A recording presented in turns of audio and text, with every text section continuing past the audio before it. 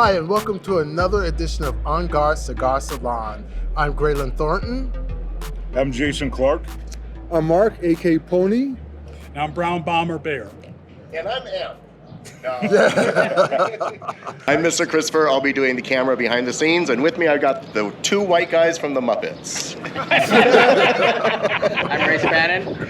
And I'm the Cigar Pig. No, give me your best Waldorf and. I'm Sandler. Waldorf. Now do your best laugh.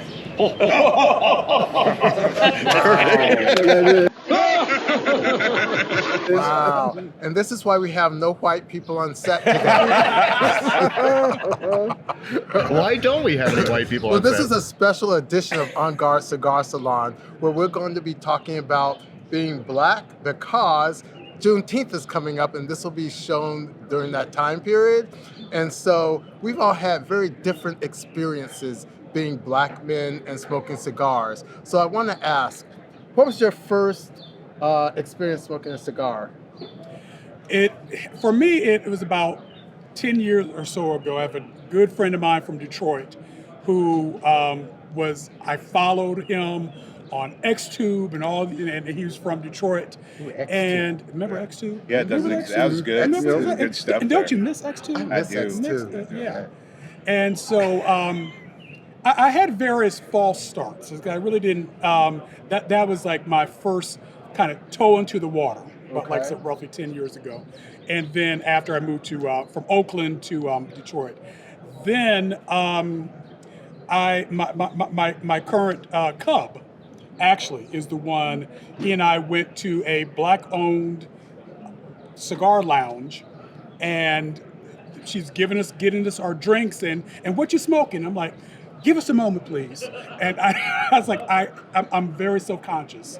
And so he taught me. Okay. And so I really feel like that's the time I really have to say. And then from there, it just took off. All right. That sounds like a good time. It was a great time. Actually, I started smoking a pipe. I took some of my dad's older pipes and didn't really know anything, lighter, cheery, But I started smoking cigars and I didn't know anything about it. I didn't have anyone to learn from, so it was just trial and error and finding what I like to smoke. And recently finding out that I like to smoke larger cigars. I just feel more comfortable. So it was a year's process of feeling like I was liking it and not kind of liking it, and then finally finding the ones where I truly enjoyed smoking cigars. So you like the bigger cigars? I do like the bigger cigars. All right. Pony. Well, mine was, back in 2008. I was calling to my sir, and I didn't smoke cigars for a long time. He did. He didn't want me smoking cigars. But we took a trip to Yosemite National Park, and this was like out in the balcony. And so I snuck one of his cigars out of his case. He was lying in bed. I went to the balcony and didn't know much about cigars, but I went ahead and cut it. I lit it, and I puffed on it, and I couldn't get a draw. It just wasn't working. I was getting frustrated. This isn't working. I cut it, I lit it, I'm puffing it, really hard. And I can hear him in the background, leans over and says, "Because you didn't cut the first part off." I'm like, oh my God. He was watching all that time. So I learned how to cut the cigar, learned how to puff it, and I was lit ever since. I mean, it was Excalibur, my first cigar. I really enjoyed it, and those are the ones I like. So those were a good taste to it, a good mild taste. So that's been my introduction into cigars. Very cool. Well, we're here at Smokeout 2025. It's a windy day. We're outside, so I apologize if there's going to be noise. But, just work with us. We'll get there. So my first time, I wanted to do something with a former boy of mine, and so we picked cigars. And like you, I was real self-conscious, so I went and I watched all these videos about it. I watched Friends, and so I went to a friend and said, show us how to do this. The first thing he said was, do not inhale, and if you do, you'll never do it again. I lit the cigar, I inhaled, I thought I was dying. Turned blue, started coughing. You'll never do that again. So that was my first time doing that. That tracks. Of course, you didn't listen to what you were told to do. I listened, but I didn't understand. I didn't quite get don't inhale. So there we go. The thing is, though, I didn't see a lot of other black men or men of color So I thought it was a white thing, and I was actually a little bit embarrassed about it because I thought, well, maybe I'm not supposed to be doing this. How about you? Did you have any experiences like that? So going back to X-Tube, Here we go. I was living in Oakland at the time, and I don't know if I was intentionally seeking out black cigar men, but his moniker is Stogie Mike, and he had some of the hottest videos. I moved to Detroit, and it was at Pride, and I saw him, didn't know him, but I'm like, hey Mike, and he turned around, it's like who are you? Like, you don't know me like that, and because he goes, well, Mike, and so, but from there, we just became fast friends, good friends, and so it was that. And then later on, when I started to smoke, he attended Smokeout like in the early 2000s and came, because I asked him, because I knew about Smokeout. I'm like, have you ever been? He's like, yeah. And he was like kind of a little lull. I was like, well, what happened? And he's not a very outgoing individual. And Except for just X2. felt, yes, Yeah. except for that, right. And so he was really hoping to connect with some other cigar smokers. But, sometimes in gay spaces, most spaces, you can be very cliquish, and he wasn't a part of any one clique. And he just always felt on the outside. Mm-hmm. And so he came back the second time.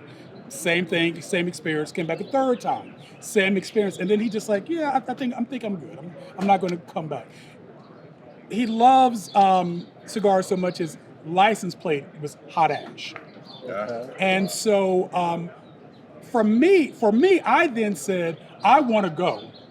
And I want to make sure I really talk to every man of color I see who's a cigar smoker and just say, I see you.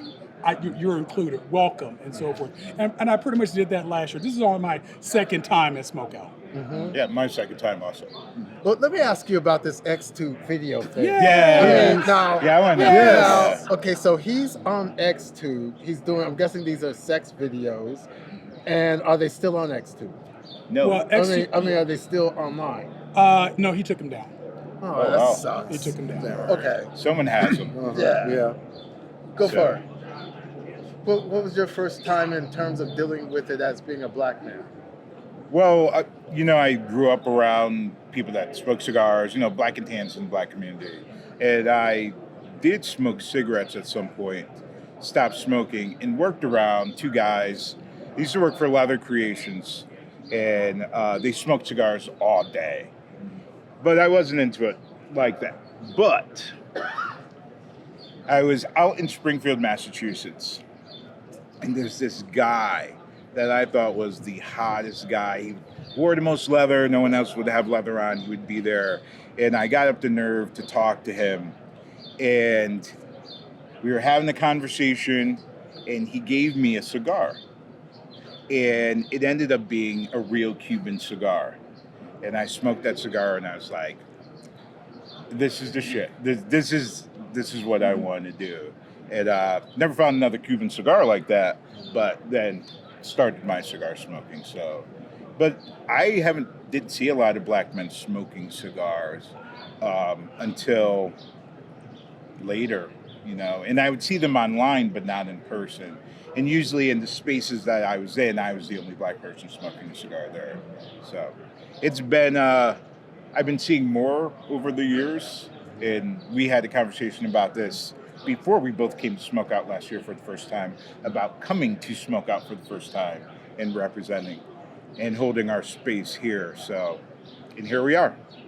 I also And think it's cheers. kind of funny that hot guys or guys you're attracted to could get you to do things that you didn't do otherwise. Yeah, like suddenly absolutely. it's like, oh, this Yes. looks good. I'm going to try this, Absolutely.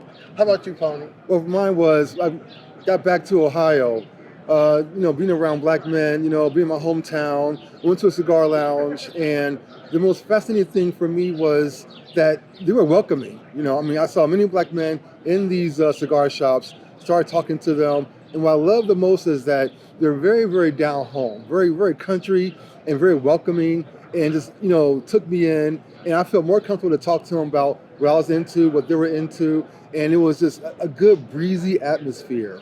That kind of energy meant a lot to me. And then coming to Smokeout, there weren't many black men smoking cigars. I'm seeing more and more now, interacting with one another, and it's just definitely, gave me a more sense of confidence to hear their stories being told and talk about the things they like about cigars, and the kink play into it. It played a lot into it. It opened me up more and allowed me to be more authentic as far as what I like and what I wanted to share. So it was a good icebreaker. So to share with fellow black men who smoke cigars also into the same kink that I'm into was really, really welcoming. So it was definitely all good. Well, you brought up cigar sex. Do you have cigar sex? Oh, all the time, yeah. I mean, because I think cigar sex is, it's the same ride. Smoking a cigar and doing things with it, whether you're smoking it or feeding it or, eating ash or maintaining it in your tongue. There's so many creative ways you can do with it. So, yeah, I believe in interactions with cigars. I mean, I like to break the mold where you're not just standing around enjoying a good cigar, but actually interacting with someone. And you can see somebody's cigar, the ash just growing and You're growing. very excited right now. Yes. And you're watching it, and you sound like a dog. You're salivating it, So you're wanting to actually digest it, eat it. So you walk over and say, "Hey, sir, can I have your cigar?" Sure. Pop it in your mouth. Throw it in your tongue. Digest it, you're all good. So I believe in interaction with cigars, make it more, personal. Yeah, personal. Do you kneel down and do the whole? I definitely do. Yeah, you gotta present, definitely. Be in present mode, be ready for it, ready for them to serve it, take it in, with the whole experience just majestic for everybody. All right. Yeah. You like cigar sex? I do. If it's on next to. If it's on Now, do you do any things that you saw an X2 during your cigar sex? So I'm dominant. So I haven't done anything like with the ash and so forth. Nor have I ever fed ash. I haven't gotten there. Oh, we got to do something know. about Yeah, we that. got time. Yeah. But to be honest with you, yes, and I don't smoke in my house, and it has to be at someone else's space if it's going to be indoors. Living in Michigan, you only have a window of time you can do stuff outdoors, and so. But I would say from there, a lot of it has been smoking, still have the smoky flavor. And just to turn on, and then go indoors for sex. So that's me. Have you ever shoved a cigar up somebody's ass during play? Ooh, no, not yet. Yes. Oh, Yes. so you're okay. All right, and Well, no, I mean, I like cigar sex. I mean, I can't smoke in my place, but I have friends, and I go over their place, But your gloves get scented. Yes. Feeding ash, eating ash, and the drool that starts. And like with the larger cigars, I can time it, like 90-minute play session, right? Yeah. So, and then we'll see if we light up another one after that. But I think it adds, it's like the sprinkles, right? On the cupcake, right? Okay. Like the sex is good, now the sprinkles, right? And then after a while, you're like, I need the sprinkle. So. Yeah, you don't want your donut without any sprinkles anymore. Well, I like Boston cream filled donuts, so cream inside. Okay. Tell the truth, shame the devil. Yeah. Hey. Now, see, I'm lucky because I know Mr. Kristofer, and Mr. Kristofer has this great dungeon space that we can smoke in. Right. And so, luckily for me, I could go over there, I could take a boy, put him in the sling, light up a cigar, and start shoving up his ass, and then, having it flavored with him. Absolutely. And definitely loving that. Well, I actually like the bar space smoking cigars because I know that there are people that don't like cigar smoke, and that I'm there smoking a cigar. It's like you need to stay over there, or it's like kind of taboo. And being in that space and then sharing the cigar smoke with someone there in a public space, I think is part of the turnout also. Do you guys find also the power exchange behind it, especially like you're saying in a bar space like that? Yeah, it's subtle, but it's definitely there. There's something commanding about someone that chooses to smoke a cigar. You know, it's almost like invading someone's space with a clove cigarette, right? So, but I mean, it's phallic, right? I mean, it's a large thing that's in our mouths, but there's something else, the taste, the sensation of smoking the cigar, learning how to smoke a cigar, and the ash, and whether you want to keep the ash. So there's definitely a power exchange, and then feeding cigar smoke to someone, right? Yes. Like eye contact and open your mouth, or, you know, with the ash and stick your tongue out. And so, yes, there's a power exchange. Well, you know, I want to follow up with that because one of the things that's really that I love when you're in a bar space and you're smoking, and then someone's following you because they're into the cigar. Yeah. And then you can just tell that they're salivating. Yeah. And they want you to feed your smoke to them. Yes. And then just the tongue. Oh my God, just. Do you kiss them after? Oh, absolutely. Oh, fuck yeah. Absolutely. Yeah, get all that in your mouth. Oh, yeah. Yeah. But I also like the laid back that this can be it could be nothing, right? It could just be us smoking a cigar, and it takes time. It's something you have to devote time to do. And that can be non-sexual, but sexual at the same time. Mm-hmm. So that we can all sit here, he's smoking a cigar, they're smoking a cigar. I don't feel like the pipe. We feel like we have to rush through this, right? Yeah. And we're just sharing the moment, and that comes off sexually also. That, like, we've lit cigars, we're doing the cigar scene, and it's going to take as long as we smoke or choose not to smoke. So. Yeah. One more thing I want to add, because what you guys are saying, I never realized until this moment, is that there are different aspects of cigar smoking that appeal, and mine has been smoke. Yours is not, smoke. Not so much the ash, but the smoke. Mm-hmm. You know, and whether you're kissing another smoker and you're exchanging the smoke. I mean, that right there is my turn on. Right. You know, and so, yeah. Well, I go right to sex.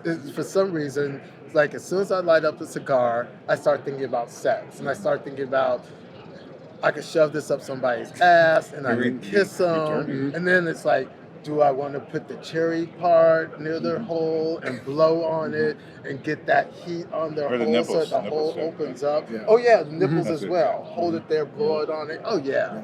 Yeah. But you know, one thing, you're a sub, right? Yes. Do you ever, because I've seen you on your knees at the Eagle and other places. Oh, wow. Okay, everybody's Yeah, seen yeah, you yeah, on guilty your as knees, charged. you know. Yep. Do you ever get pushback from other black people with you being on your knees taking ass from a white dude? Actually, I have. And every now and then, you know, I get pushed back. And I learned that it's more their trip than it is mine. Basically, they're not comfortable with it. You know, basically when I'm doing it, you know, just being yourself, you know, and it's just being comfortable. And a lot of times the pushback I'm getting is basically, it's them wishing they could be in that position themselves. Because I've seen that before. Actually, I had one person actually try to shame me one time, you know, and, you know, I just blew him off. And then later he came back to me and said, I really want to do that. I really want to do that. You know? He's an asshole, though. Yeah. So, you know, it's a personal hang up that they have. They want to put on you. So it's really all projection. It's all about being yourself and allowing those to see that and opening doors for other people. Because there are many, many people who have to deal with sometimes guilt and shame, especially being a person of color and being submissive, and in the times that we're living in right now. But it's all about just actually owning your kink, being yourself, being an individual, and being free with it. Because it's all about freedom. That's what it all boils down to. So you look at cigar smoking as a kink. I do. And you mentioned about wanting to go and do things with people with cigars and everything and going to events. You know, I'm a firm believer in the powers of the ebbs and flows. What I mean by that is when you go out to an event, you're gearing up in your head what you want to do. I want to feed a cigar to this boy. I want to do this with this guy and everything. And sometimes it never really happens. You know, a lot of times you go to an event and you just got to see where everything goes. You can go to an event and come home and not feeling satisfied because you didn't do A, B, and C, but you just got to go to an event and see where it leads to, and just lead to the power of the ebbs and the flows. Some guy may want to feed you a cigar, some guy might have a gas mask and want to put it on you and feed it to you that way. You just got to be prepared and just go with it. So. Yeah, I find whenever I have a plan, it doesn't work out. Yeah. It's like if there's a plan, I think, okay, I'm going to get there, I'm going to light my cigar, then I'm going to do this, and I do that. It never works out because I get excited. And then it's like, okay, I just want to get to the sex now. It's like, I puffed, now here you go. Yeah. Well, now you're a Dom, all Dom. So, do you ever get with other black dudes who don't want to sub to you with a cigar because you're black as well? I've not been with a black sub who has been in 2 cigars, so I can't say that.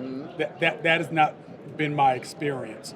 I have not had that experience. But one of the things I do want to say though about is this a kink, yes or no? And initially when I started smoking, I didn't really even think about this. This was a kink. I definitely believe this is a kink, and this is what I've embraced. And pre-Smokeout and now, like, this is it. Because to me, cigar smoking is the perfect Venn diagram between the bear community and the leather community. It's kind of like, you get both, and it's like, a hot leather man, a hot bear, and I love being in that middle. And so if someone asks me, well, what is your particular kink? I mean, there's a lot of things I can do, but the thing that I get off on, it is cigars. Okay. And that's I'm a public speaker. And I did a talk. I'll just say a sermon. A sermon. Okay. Called Good Burn, Bad Burn. Oh.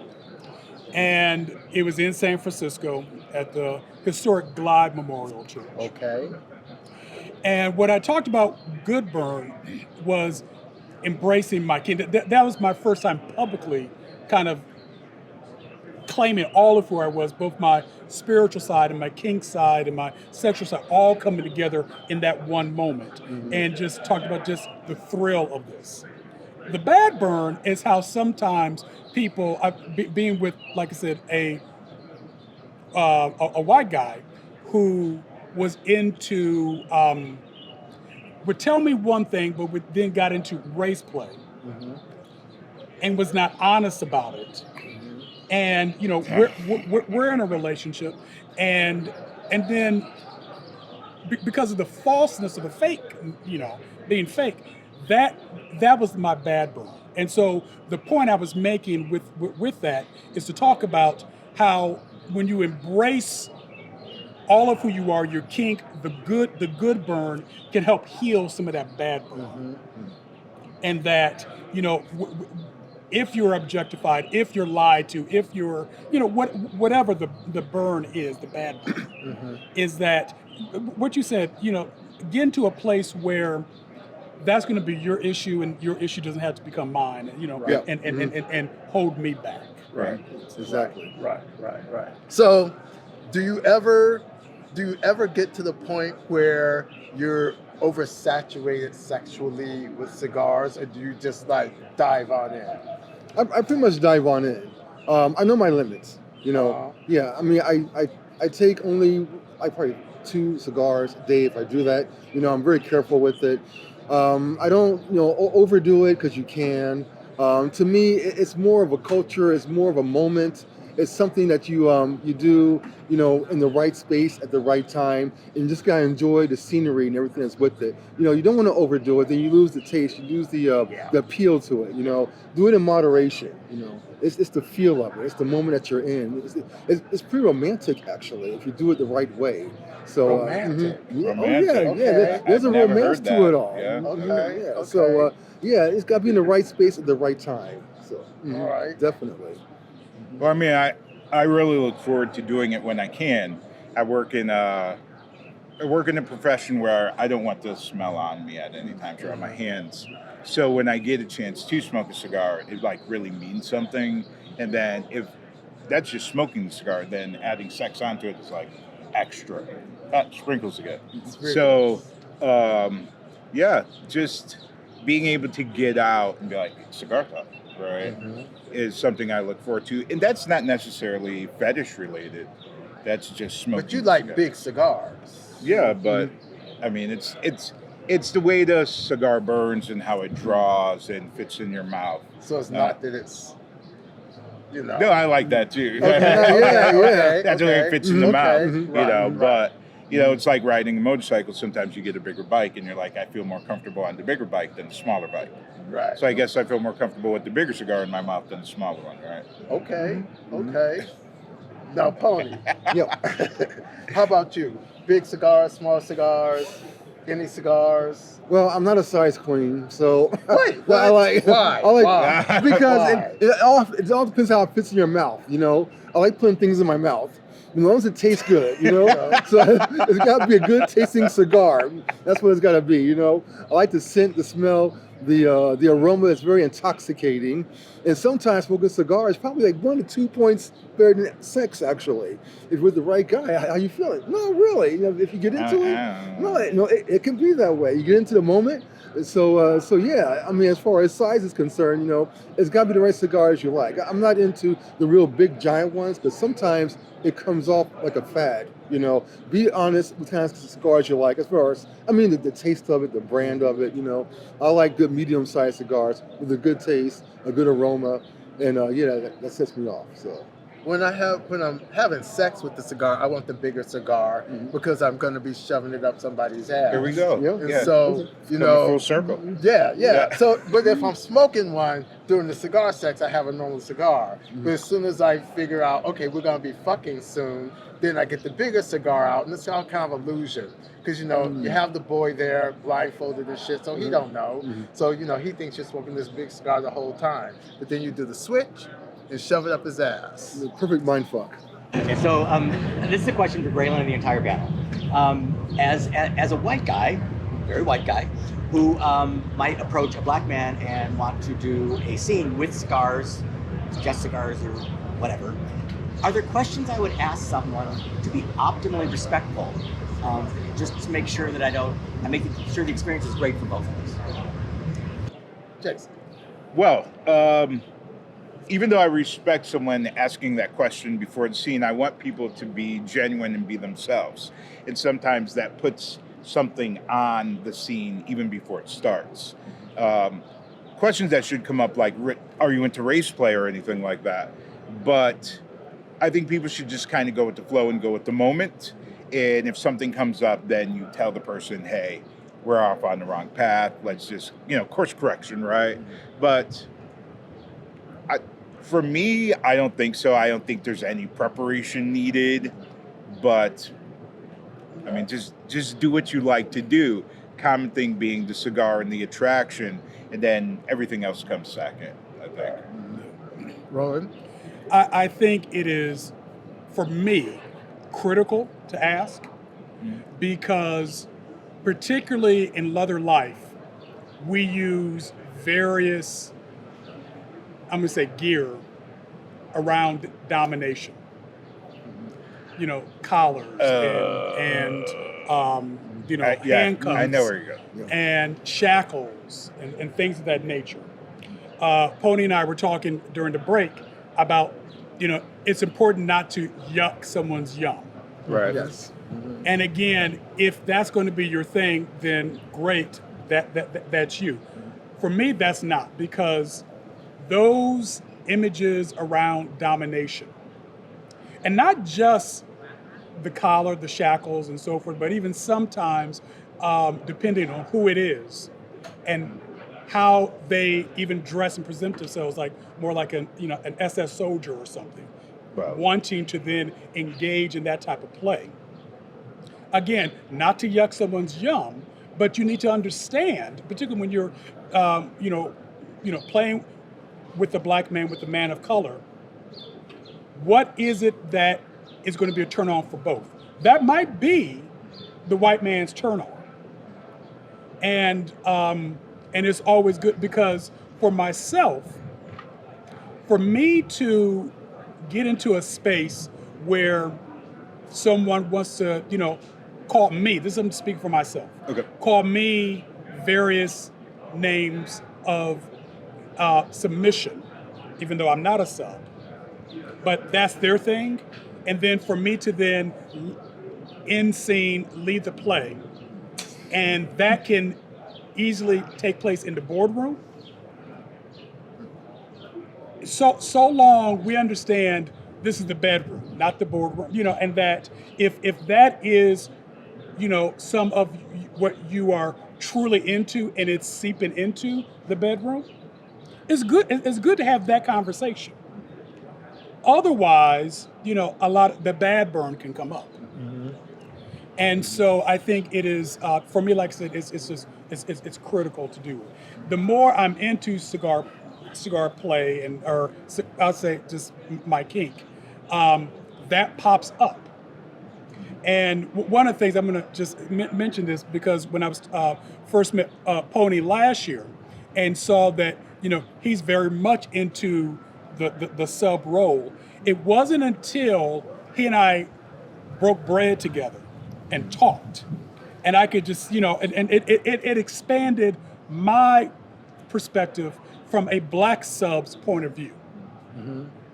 where again, love him, he's my brother. If I hadn't had that type of conversation with him, I would have been kind of stuck and just put all of my shit, as you said, on him. That's unfair, and it also traps me as well. Mm-hmm. Yeah. So I'm expanding, but nonetheless, those who I play with, I think it is critical to have that conversation. Well, just to not to counter that, but if someone wants to play with me and smoke a cigar with me, then that's what it's about. So if we're just smoking a cigar, I don't think race needs to come into it because we're just two dudes smoking a cigar. Mm-hmm. Now, if you're going to bring race into it, then that's a whole different conversation, and I might go with it. Right. Depending on how it is. Happen. Yeah. It's like, okay, well, we're smoking a cigar, and usually, if there's a racial element, I'm the one who's going to bring it up. Because, I'm looking at the cigar, I'm looking at my dick, I'm looking at his little white mouth, and I'm thinking, okay, we can make this work. And I'm on my own little trip at this point, So that's from a Dom point of view. Yeah. Now, I don't expect to be called boy or any of those things because I'm not a boy, but I was a boy. I started out as a boy. I felt like I had every right to be a boy. I'm a better boy than most of the white boys I know. So here we go. And I was a collared slave.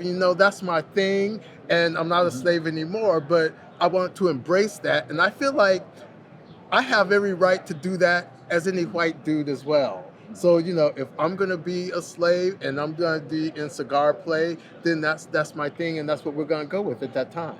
Let me ask, were you a collared slave to a white man? I was. Okay. I was. And, and the reason being is I was told long time ago to play with the best thing that you could find. Mm-hmm. And at that moment, it was a white man who I wanted to collar me because I wanted to learn from him.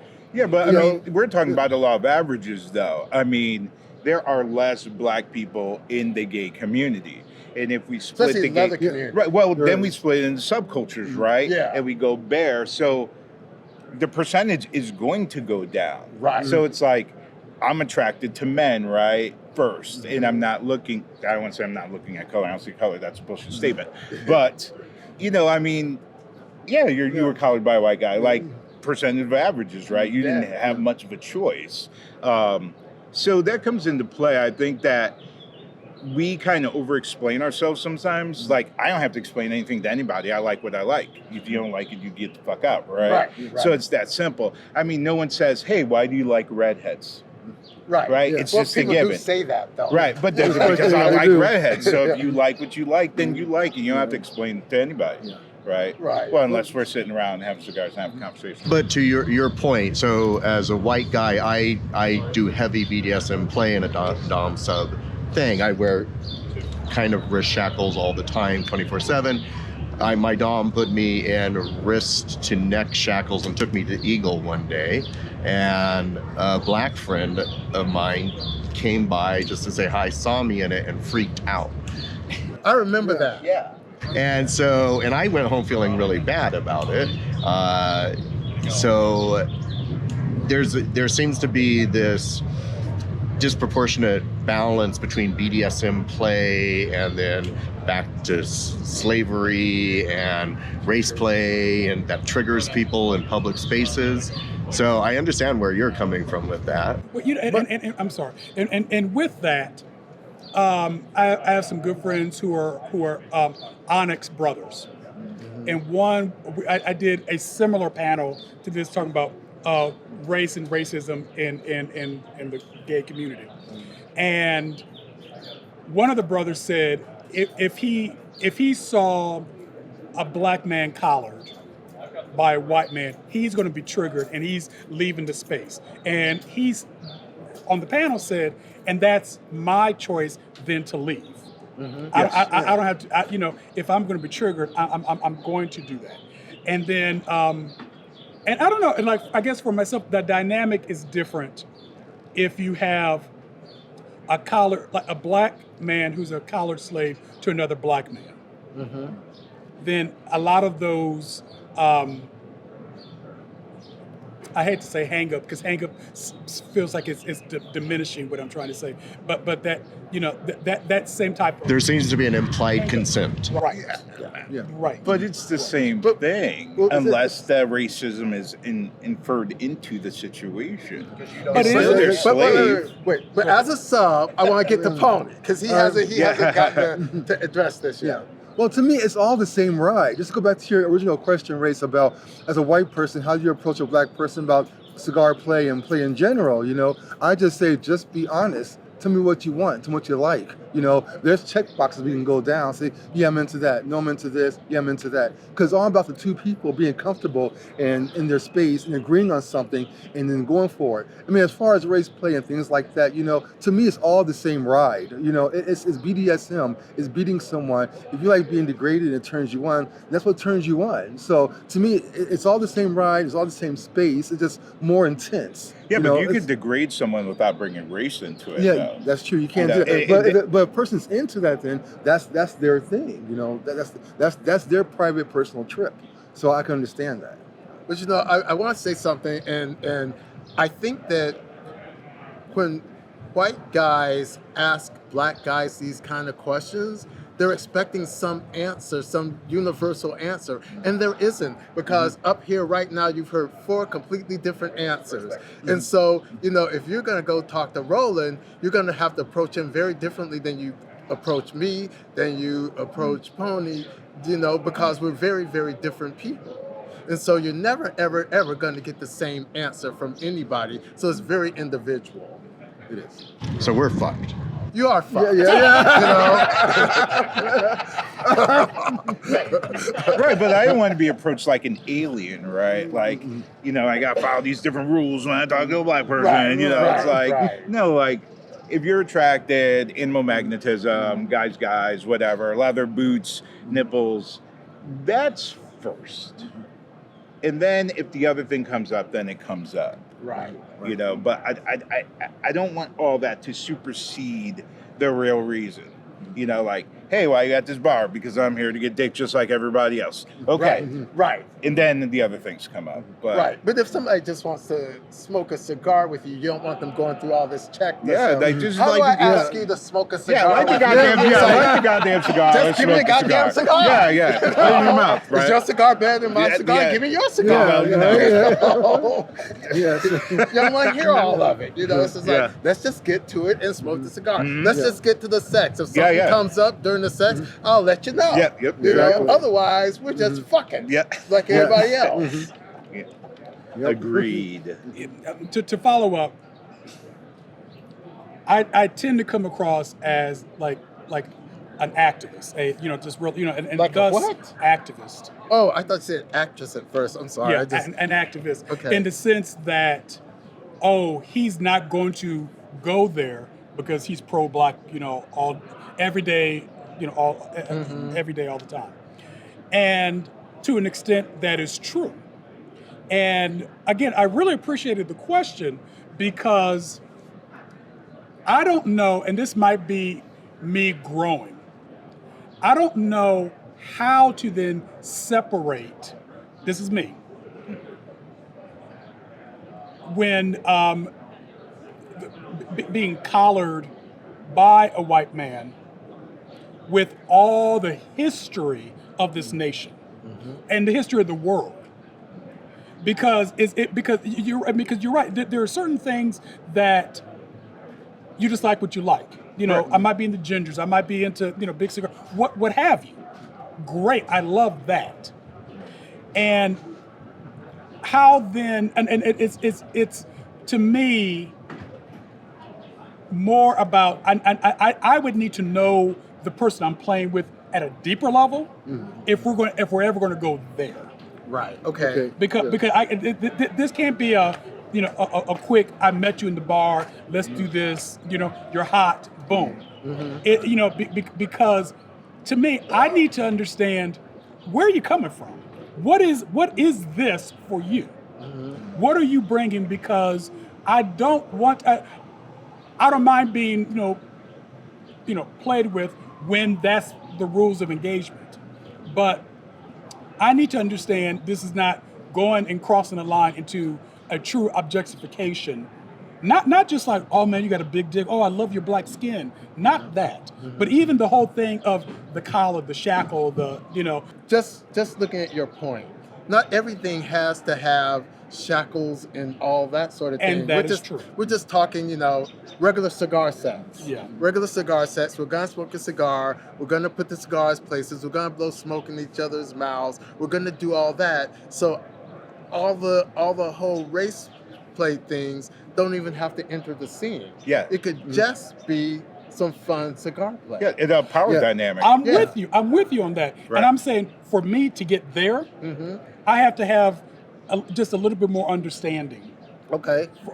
From the person. I can't have that type of just more anonymous or just even casual. To me, that is such a deep and personal.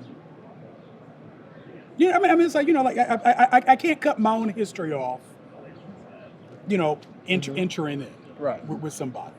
So that I guess that's what I'm saying, and that also just impacts the way I play. Right. I get that. So, and I agree with you, but to some of the points that's been happening over here, so I like men like you. Yeah. You like men, and somebody a long time ago told me that you can always find something you like wherever you are and what group of men, whether they're black men, white men, any man of color, bears, whatever. There's always going to be that one where you go, oh, okay. Yeah. But no one ever really sees that because I get people all the time saying, well, you're only into white men. It's like, but you've never asked me out. Right. You've never asked me to do anything. So how the fuck do you know what I'm into if you've never approached me? Yeah. But you saw me talking to some guy who was talking to me. And that's a paying good me thing. attention. Yeah, paying me Right. attention when You you treat could me be right, paying pay me attention. attention. It could be anybody here. You ain't Right. tried to give me no dick. Right. And he is. So here I'm going off with him. Absolutely. Yep. Well, I was a part of, very active of the National Association of Black and White Men Together. No, there was one. And, Okay. and People whenever- might not know what that is. okay, so basically, it's National Association. There are various chapters throughout the U.S. where it's white men who want to date black men and vice versa. Okay. And you get together on from both social as well as political things. So during those events, there is a white caucus and a black caucus. And one of the things that stood out to me during one of our caucuses was, why is it as we as black men don't approach each other? Because sometimes, particularly in gay world, you see the image of the white man, that the white man is ultimate beauty. And whether That's not just the you gay world. That's in general. acknowledge it, it gets infiltrated. And so sometimes you can get into spaces where it's like, oh, I'm not into black men, I'm not into black men. And that black men can say that same thing too, because again, when you look at X-Tube or whatever, and the vast majority are white men getting it on. Right. And so again, that's the image that you have in your head of kind of what you like. But I think it's good to have that type of expansion, exploration, so you won't get to a space where, in my opinion, are so narrow. How do you know you don't like it unless you try it? Right. Yeah, I mean, And you have to kind of go beyond that. But that gets kind of broad because, representation, right? Representation. Like when I go to an event, I go out of my way to say hello, make eye contact, say hello to the other black men there. But bringing up X-Tube, we could bring up old porn, right? And the only black men in porn was like what? Boys Behind Bars, Latino fan club back in the day. Bobby We're always Brown. represented Yeah, as like the back in the prison day, guy, yeah, right? yeah, like yeah. I ain't getting in your ass when you get in my cell, or like hood, get arrested. And there's something to be about that. But and it's breaking through that sometimes in that kind of subconscious that people get and what they're going to expect, right? Like Mandingo, right? But okay. I mean, there's pluses there too, right? To be fair though, we do know that our dicks are bigger. I mean, we do. Let's just be fair, So we have to play with that as well, or at least I like to play with that as well. Well, there's a gray area, right? I mean, no, I think there is, because I think some of us get to a point where it's like, well, if you want to give it to me because I'm black, then I'm gonna take it, right? I mean, we both getting what we want, Right. And I could play the dynamics in my head and the gymnastics, but I mean, I think it really comes down to people that are interested in you, treat you well, pay you attention, right? And you want to do the same, and then things get a little complicated, and we could talk through it, right? But we have to do things like that so people have the information ahead of time. Right. I want to gotta ask say what Pony- you want. Yeah. Go. But I was going to ask Pony a question because Pony, I know you very well. You're a member of Onyx as well. Yes. So, how do you approach people when you want cigar sex? A complete stranger. I'm just honest. I come up to them, I tell them exactly what I want. I say, hey, sir, I like your cigar. If it's going in ash, I say, could you please feed me your cigar? And if they do it, good. Basically, I just gauge their response. I just believe in breaking down the walls and just making them feel comfortable and telling them exactly what I want. That's what I want. I want to lick your boots, sir. I want to be submissive. And I have no problem telling them exactly what I want, because 9 out of 10, that's what they want. They want someone to break the ice for them, because what's going on in their head is the same thing going on in my head, pretty much. So that's how I go about it. Just being honest and tell them what I want, and in return that breaks the ice. They come back to me and tell me what they want. So it works the same. Right. So it all works out. I'm going to call time on this. I want to thank our sponsors, Leather Daddy Skin Co. and Mr. S. Leathers, for having us here, and also Smokeout, because we wouldn't be here if it weren't for Smokeout, and thank you for having us. We're going to take a few questions. Just a few questions. So who has the first question for? It's a question for the entire panel. So with the prevalence of uniform, especially uniform fetishism in our, the cigar spaces and leather spaces, what are your guys' feelings in terms of, especially with like the Mid-Atlantic Uniform League and cop uniforms surrounding, being people of color, being black? Can be a complicated political space. So what are your guys' thoughts on that? Well, I want to direct that again to Pony, because he was a member of a club that wore uniforms. So yes, I remember. Yeah, I remember the Golden Gate Guards, and we're a leather uniform club, and we're big on uniforms. And people came to our events wearing all kinds of uniforms, and they, to this very day, that tradition still carries on. As far as with the policemen outfits and law enforcement, and the things going on with the climate we're living in right now politically, I tend to separate it because I'm old school. My background is bikers and camp out and leather scenes and uniforms and the fashion uniforms. So I embrace that. I embrace the authority figure of it, the dominance figure of it. Yeah, I know there's the other issue that goes on with it, but you go back to the basics. You go back to why you like it in the first place. And that's what you embrace. So basically, when it comes to uniforms, I'm all for it. And I still feel that people should feel comfortable in wearing any uniform they want to wear, because we all have different styles, different fetishes, and different likes.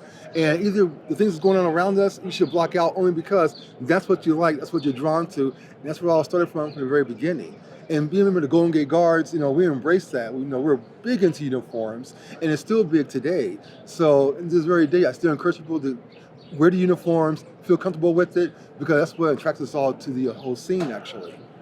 I missed the first part about you saying like acknowledgement and like seeing Black people in these spaces. Can you elaborate on that? Like it just, for example, approaching each other, because for this is my second year here, I've been trying to make that breakthrough, and I haven't been met with that. So can you guys share some of your experiences in these spaces? And do you want to share the story? So, I earlier I made mention about a good dear friend of mine who came to Smokeout 3 years in a row. He's not very outgoing, and he tried to break in the best way he could, and it wasn't satisfying to him. So he just quit coming to Smokeout. That impacted me. I'm a very just inclusive person. So every time like last year when I came, very bold. Every time I would see a man of color, I would go up. How are you? Who are you? And just and seeing them open up because you see me. This is a fair. It's growing, Smokeout, and how horrible it would be to come and still be invisible, to walk away and be invisible. You're invisible in a lot of other spaces, and then you come here to have fun, to get fucked or whatever. And if you walk away being invisible, I just like, ugh. So there's a gentleman this year who came, doesn't smoke cigars, African American. And it was a chore physically for him to get here. And a lot of my picks on a lot of the smoking groups, he always likes them. And then when I saw that he in particular was coming, I'm like, I'm going to seek him out. I see you, because he's the type of individual who could easily get overlooked, or people like, oh, I don't, whatever, I'm uncomfortable around you. I'm like, that is something I definitely want to make sure he's going to get one person who's going to sit and talk with him. And I didn't know him beforehand, but he and I have been exchanging texts afterwards, and said like, I appreciate that. I really appreciate that. That's important. Not everyone can do that, but if you can, I think just to do that, because you just simply don't know. And not just for men of color, I would say, but I would say anybody who you see is a loner, and just because one of the things about Smokeout that I love is the cigar brotherhood, and I think it's grown. I mean, prior to coming, all I knew were people who I saw just online and their profiles or what they pick, like, ooh, that's hot, or that. But then there's some other folks who will post something and they'll get 5 likes, maybe a heart here and there. I like going out and just saying like, I liked what you posted. I saw that, or even prior to Smokeout, or just simply seeing that that they had the gumption to post.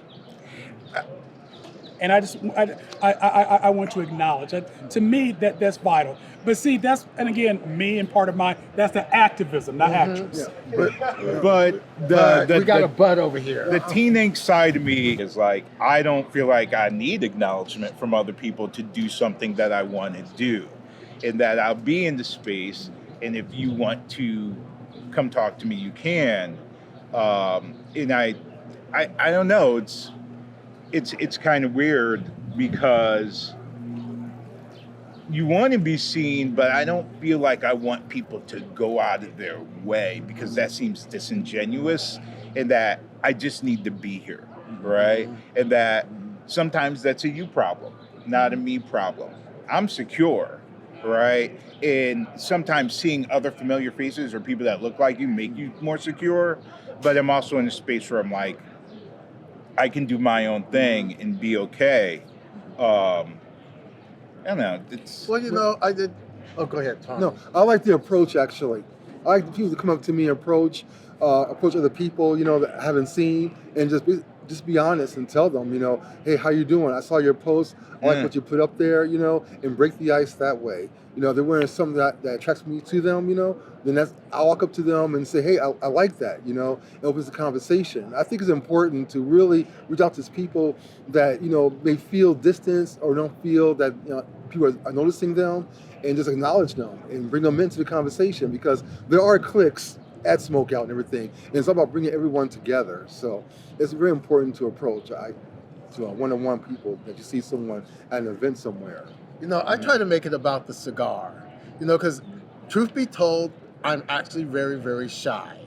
And people who know me know that when I go to events, I normally stay in my hotel room unless I'm out with friends. So if I'm at a place like this, I make it about the cigar and not about me, not about them, not about me being black. It's like, well, what are you smoking? I try to approach it that way to take it off of me personally, because like you, I don't want people just walking up to me saying things to me, because that makes me freak out and I just want to go back to my hotel room. And also, I don't want the burden of having to go and make somebody else feel comfortable. You know, if we hit it off, great. But if we don't, then hopefully there's other people that help out with that, because I don't feel like that's my job to run we're around not the making liaison people... for the black community, Right, right? exactly. I'm the spokesperson, You and know, I will tell you, as a there's not monolithic going to be a people. red carpet Right. wherever you go. You know, sometimes you just got to walk through the door, take and that post chance. up. Right. And I hear people say, you know, I walked into the room and I ain't seen one look like me. Well, then you should have stayed there. And then somebody else could have come there. Right? There'd be two of us in there. So, you know, sometimes you gotta take that chance. And it's hard. We all know it's hard. But, you know, you just gotta do it and go through that door. You know, and I love the perspective.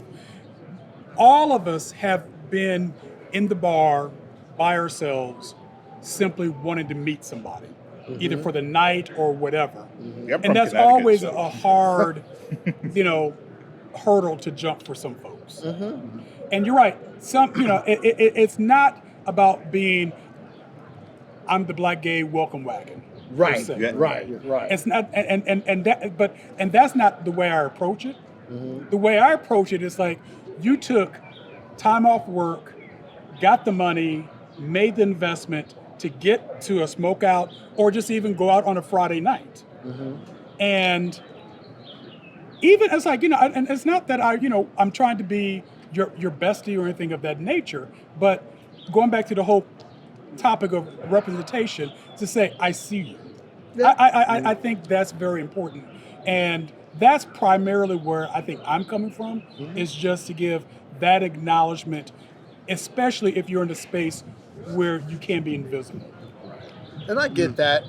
You know, whenever I see black people, I try to do the acknowledge. I do the head nod. I do the little wave. And believe it or not, it doesn't always come back. In fact, I was in a bank last week, and the security guard. No, I'm sorry. And the security guard was black, and I acknowledged him. I thanked him. I did all these things, and he didn't give me the time of day. And I was so upset that I messaged somebody else and said, you know, I talked to this black security guard, and he didn't even speak back to me. I was really upset. That's his hang up. I know, but I was still mad, you know, because I felt like, I'm black, you're black, we should say hi. You put out all the energy out. You know, I put out energy, and you need to, but it doesn't always come back. So sometimes you just got to put yourself out there and let that be that. All right, I'm sorry. We just went on with your question, you know. All right, thank you. Thank you. Thank you. Last question. Anybody else with the last question? Okay, we got Mr. Buck out here. Oh. I just want to ask you all individually. Oh God. Are you making a movement of your own to get more men of color to smoke out? Yes. Because one of the things I did a year ago is I took a lot of pictures of men of color, not just black men, but men of color, and posted it to the Smokeout page. And this year, a brother came up to me and says, I saw those pictures. That's why I'm here, because I saw there was space for me. Buck and I are good friends in Detroit. We started a hot ash cigar and pipe social monthly. Buck is the face for that poster. And that again, and I thought that was important. So then people could see just, when you're flipping through, the gay rag, it's like, wow. And we're in a uniform, a cop's uniform, looking hot as hell. And see, to me, that's important. It communicates, and it's not even communicating like, oh, this is only for black men or only for men of color. It's like, it's for everyone, but how wonderful it would be if maybe next year Graylin is on this T-shirt. Not me, no. Put Pony on it. Put Pony on it. But again, it just, it says something. Organizers are being more thoughtful to say, well, if we want to be inclusive, let's then make sure that there's representation in our advertisement as well. To me, that's important. Yes. Basically, what I do, a different approach. I remember there was a young black man that came to Smokeout, and I know of him, and he came back, and he posted on Facebook. They went to Smokeout, and he didn't like it. Young, handsome black young man, and said that if you're white and older, it's good for you. If you're black and young, it's not for you. And I went to him personally and said, what happened? What did you do? So I came there. I was in the suite and no one approached me. I stood off to the corner and no one said anything to me. I said, well, did you talk to someone? No. Did you approach anyone? No. Well, you got to. Come back and make yourself available, talk to people, be more approachable, and you'll see the interaction. He came there with the mentality that, well, you got to talk to me, you got to approach me. And he put up all these walls around him. So what I tend to do is reach out to people who go to Smokeout and come back and say, I had a negative experience. I want to hear about it and hear what went wrong or how it translated to them, and tell them, well, you went about it the wrong way. It's just a fun event. You gotta just approach people and be more friendly, be more out there, and it makes a big difference. So a lot of times my approach is those who went to the event, they had a bad experience, and then come back to them and actually have one-on-one with them and bring them back to the event again. So, and it works out. Well, I post on websites, Smoking Hunks, Berlin Cigar, and it's like, hey, here's representation, here's what I do, right? In that someone else might see that picture and say, hey, there's someone like me that's doing the same thing. But sometimes I feel like that's work you guys need to do, as in non-people of color, because what I get sometimes is you're unapproachable, right? You look intimidating. Am I unapproachable and intimidating because I'm black? Right? So that's something you guys need to work on. And then we can meet halfway. But representation, seeing each other, acknowledging, I may not like another black person. I don't want to hang around them, but I'll acknowledge them. We don't have to like each other and hang around each other. Right, we're not all friends. Yeah. Well, we are. Because I can't stand his ass. Exactly. But yeah, I don't feel like I'm purposely doing this is my social duty to do it. But in the back of my mind, I'm saying, hey, I'm putting myself out there because I like boots, I like nipples. So here I am, you see me, you feel comfortable, or you feel empowered to do the same thing, to be in the same space. And then we make our experience our own experience. Right. But doing things like this. Yeah, look at what we're doing here. I went to Chris months ago and said, I want to do a black version of On Guard. And they said, sure. So we just sat all the white guys over there and, they're doing absolutely nothing. And we're doing all the work, all the heavy labor. Once again. But here we are and we're doing this. And, one of the things that Pony said, with being approachable, I look at this as a cigar event. So if I'm here for the first time or whatever, I'm gonna have my cigar. I might sit in the corner and smoke my cigar, but I'm fine because I got my cigar. And I'm seeing other people smoking their cigar. So to me, it's all about the smoking of the cigar. So if I meet other people, great. If I don't, that's fine. If I have great sex, which I'm going to do anyway, great. Yeah. However, the point is I'm smoking my cigar, and that's why I'm here. It's a cigar event. So, you know, I'm not really here to say, let's bring all the black people here, but I'm saying, look, we're here, so come on down. You know, I don't feel like I need to go solicit and bring people in. You know, sometimes you have to take the risk and see who's there and just come on down. Yeah. All right. Oh, can I do one more question? What's your favorite cigar? You're 20 minutes over, but go for it. Thank you. What's your favorite cigar? The Asylum, Connecticut. All right. Yours. The Kentucky Fire Curd. Okay. The best. Yours. Asylum 880. I got brought here the Asylum necrophilia, and it is a chore. But I like a challenge. Okay, okay. Well, I gotta say, my favorite cigar is the Graylin, and here it is. It was made by some friends of mine in Austin, and they're awesome. But I also like various cigars. I like the Asylums because, you know, they're standard. But I also like some of the other flavored cigars. I know people don't like that, but they're some of my favorite because they're easy to smoke. No one's offended by the smell of them, and I tend to like those. So, you know, we all have a different flavor cigar that we like. So there we go. Graylin, thank you for hosting today. And before we go, can each of you tell us where people could find you on social media? On Instagram, Brown Bomber Bear. Brown Bomber Bear. Like BBB. BBB. Okay. On Facebook, my name, Mark Owens. Check me out. Facebook, Jason Clark. And I use Graylin Thornton in all my social media, and you can find me on, you know, Chris's social medias and everybody else's. So we're all good. He's everywhere. And they have to teach me how to do social media. They're always like, you have to post today, you have to do this today. So we're all there. Okay. Right? We want to thank Smokeout again for having us. We will see y'all next year here at Smokeout. No more excuses. Just fucking get here. All right. Yes. Yeah. Thank you. And with that, thank you.